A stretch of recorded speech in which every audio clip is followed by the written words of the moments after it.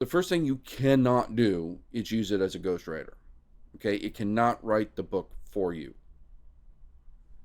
Okay, you can have it help you with research, although take it with a grain of salt because uh, AI engines will hallucinate about a quarter of the time. I actually saw an interesting paper about this. It was like, why do they hallucinate?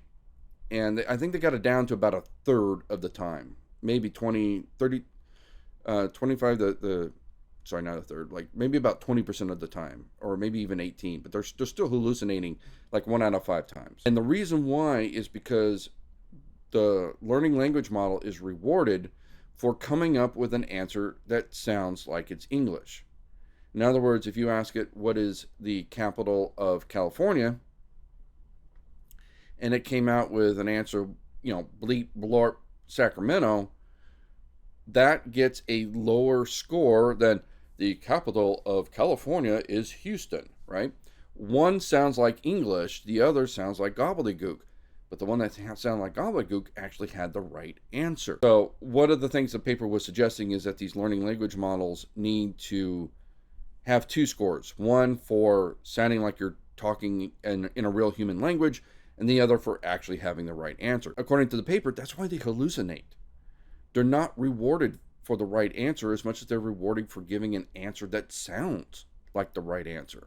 In other words, just the ability to talk in normal human language is more important than actually delivering accuracy. So if you use it for research, take that with a grain of salt. 1 out of 5 times it's going to be wrong. It's just going to make shit up. Okay? You can use it as an editor. Now, again, this gal said that she used a friend to edit it and it came back completely different. That to me is not editing. That's a ghostwriter at that point. When I hand my stuff to a real editor, right? And I use AI. I use Grammarly as a first pass.